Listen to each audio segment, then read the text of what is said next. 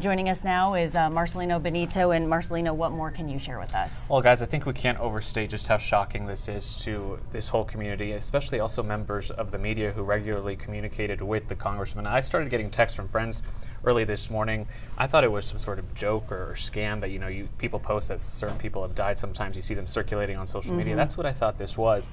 My first contact was to reach out to the former Harris County judge at Emmett, who served alongside Sylvester Turner for several years during Harvey in particular. They had a very unique and close relationship, friendship. And he was just shocked, and he confirmed to me that he'd heard the news that Sylvester Turner had died. He's in Austin right now doing official business, advocating for some causes that are personal to him. But he hopped on a Zoom call, and I spoke to him just a few minutes ago about the loss of the congressman.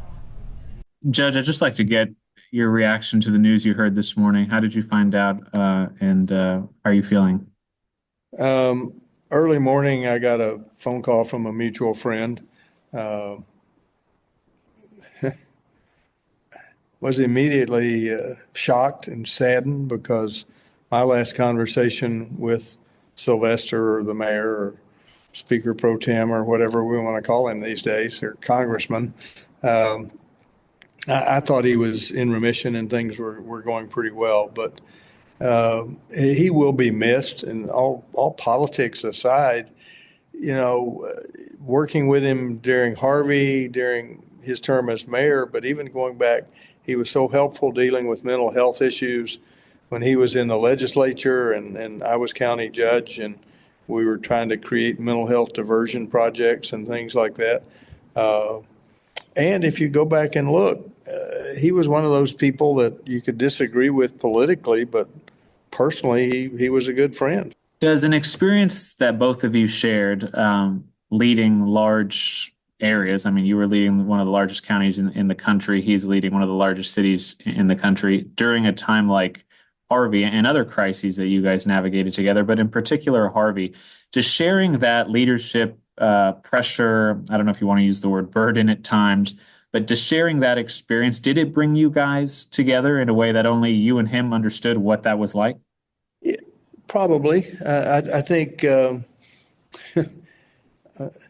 not to get too historic on you here, but Oliver Wendell Holmes, had a quote about those who had gone through the Civil War and said, "We have shared the incommunicable experience of war." Well, Sylvester and I shared the incommunicable experience of Harvey and the disaster. But what made it different with him, and hopefully with me too, was it was never about him. It was always about, okay, what are we going to do to help those people out there who their homes are flooded? And that's all they ever thought about. Guys, I think that last bite there really encapsulates who Sylvester Turner was. He was a Democrat at Emmett, a Republican, opposite parties, but they knew how to work together. They established a friendship, and everyone we've heard from this morning repeating the same thing. He could break across party lines, form relationships, get things done. One other part of that interview that will hopefully play later today, the judge says when he found out that Sylvester Turner was considering running for the late Congresswoman Sheila Jackson Lee's seat, he called him up and he jokingly said, "Are you sure you want to do this? Are you sure you want to do this to your life again?" And the late Congressman now said, "Yes, I need to serve. I'm a public servant, and now's the time I need to get back in the arena." That wasn't his plan, and of course he did. And we should just quickly note on a personal note, guys, I've known Sylvester Turner since I started here at KHOU in 2014. I first met him at 2015. He came by the old Allen Parkway studio for a debate that we were hosting as he was trying to become the mayor. Super gracious. I interviewed him that night, and gracious throughout, as you guys have mentioned, throughout the morning. Absolutely. Always asking about every time I hit a milestone in my life, he asked about it. When I was getting married, he was happy about it. When I had a baby, he was happy about it. And particularly as of late, when I lost my mother almost 2 years ago, he reached out after seeing the story about her death, and was very gracious about that too. So definitely will be missed. That's the kind of person he was. I mean, I'd be at an event and I didn't even know he was there, and he'd come tap on my shoulder and give me a hug, the whole thing. That's the kind of He's experience. a people person. Yeah, that's the kind of experience I think so many Houstonians had with Sylvester Turner. Yeah.